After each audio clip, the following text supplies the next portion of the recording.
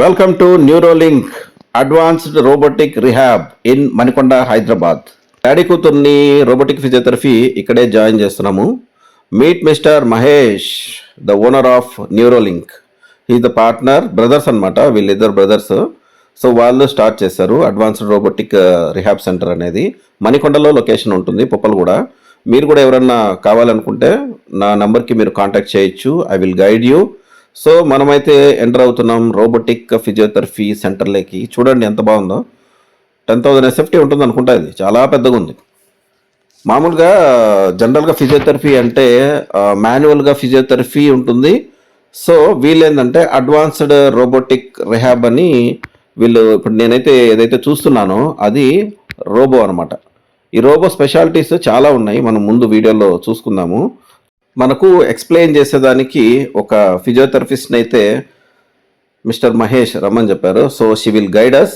ఆమె మొత్తం ఎక్స్ప్లెయిన్ చేస్తుంది ఎలా వర్క్ అవుతాయి, ఏంటి మన డాడీ కూతురు ప్రాబ్లం ఏంటి అని నేను వాళ్ళకు ఎక్స్ప్లెయిన్ చేశాను. సో ఒకసారి మీరంతా చూడండి మొత్తం క్లినిక్ అంతా ఎలా ఉంటుందో.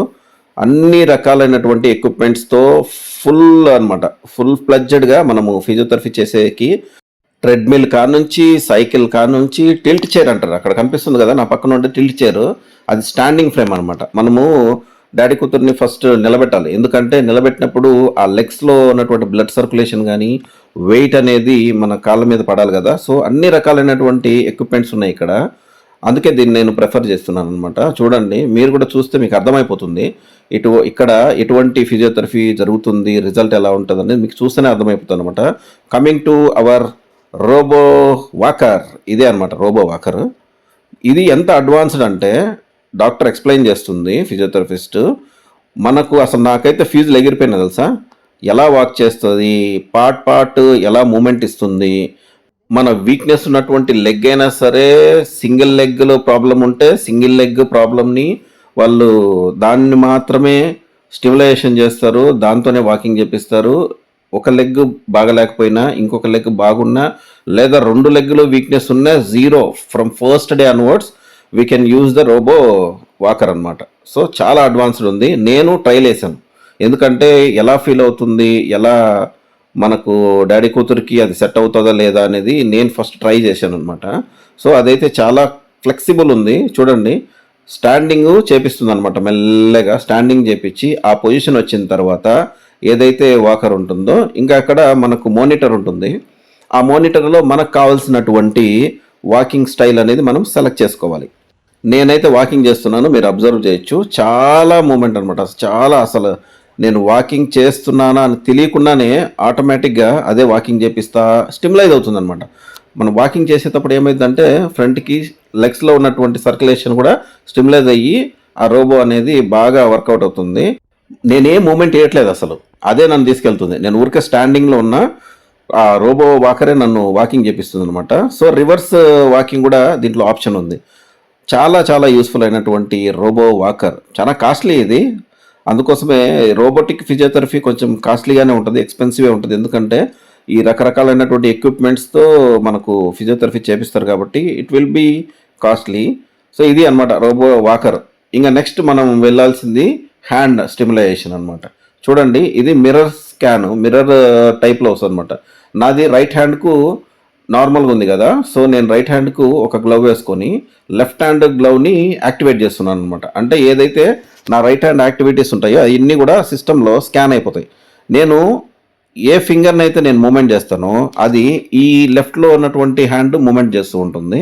డాడీ కూతురికి అయితే లెఫ్ట్ హ్యాండ్ వర్క్ అవుతుంది, రైట్ హ్యాండ్ వీక్నెస్ అనమాట. సో లెఫ్ట్ హ్యాండ్ని రీడ్ చేసేసి లెఫ్ట్ హ్యాండ్తో ఏదైతే మూమెంట్ చేస్తారో రైట్ హ్యాండ్తో ఆటోమేటిక్గా రైట్ హ్యాండ్ కూడా పనిచేయడం జరుగుతుంది. దానివల్ల ఏమైందంటే బ్రెయిన్ సెల్స్ ప్లస్ హ్యాండ్లో ఉన్నటువంటి మూమెంట్ ఆ రెండు కూడా సైమల్టేనియస్గా వాళ్ళు యాక్టివేట్ అవుతాయి అన్నమాట. చాలా బాగుంది ఇది కూడా, ఎందుకంటే హ్యాండ్ మూమెంట్ కూడా మనకు లేదు కాబట్టి పాపకి హ్యాండ్ మూమెంట్ కూడా ఇదొక సపరేట్ సెక్షన్ అనేలాగా ఉంది. ఫుల్లీ లోడెడ్ అనమాట. ఈ రిహాబ్ సెంటర్లో అయితే ఫుల్లీ లోడెడ్. ప్రతి ఒక్క ప్రాబ్లంకి ఇక్కడ మనకు ఎక్విప్మెంట్స్ అనేది రెడీగా ఉన్నాయి. సో డాడీ కూతుర్ని ఇక్కడ జాయిన్ చేద్దామని చెప్పి మాట్లాడేయడం జరిగిపోయింది. ఇంకా నెక్స్ట్ మంత్ నుంచి మనము ఫండ్స్ అరేంజ్ చేసుకొని పోయి జాయిన్ అవ్వడమే. ఈ సెక్షన్ వచ్చేసి వ్రిస్ట్ మూమెంట్ అంటే మనం వ్రిస్ట్ అంటాము, ఫిజియోథెరపీలో హ్యాండ్ అంటాం అనమాట. హ్యాండ్ అంటే మనం ఏంటంటే మొత్తం హ్యాండ్ అని హ్యాండ్ అంటాము, కానీ ఫిజియోథెరపీ కోడింగ్లో హ్యాండ్ అంటే ఫింగర్స్, వ్రిస్ట్ అది మాత్రమే హ్యాండ్ కిందకి వస్తుందంట. ఆ హ్యాండ్కి సంబంధించినటువంటి ఏదైతే వీక్నెస్ ఉందో ఆ హ్యాండ్కి సంబంధించినటువంటి ఎక్విప్మెంట్స్ అన్ని ఇక్కడ ఉన్నాయి చూడండి, ఎక్సర్సైజ్ చేసేకి. అంటే అదొక చిన్న బాక్స్ ఉంది కదా, ఆ బాక్స్లో వెయిట్స్ అనమాట.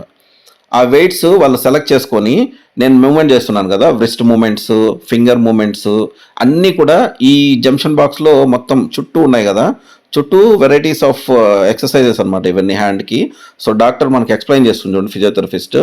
నేను కూడా చూశాను, బట్ ఇట్ ఈజ్ వర్తి. చాలా బాగుంది ఇది కూడా. హ్యాండ్కి సంబంధించినటువంటి ప్రతి మూమెంట్ కూడా ఇక్కడ జరిగిపోతుంది అనమాట.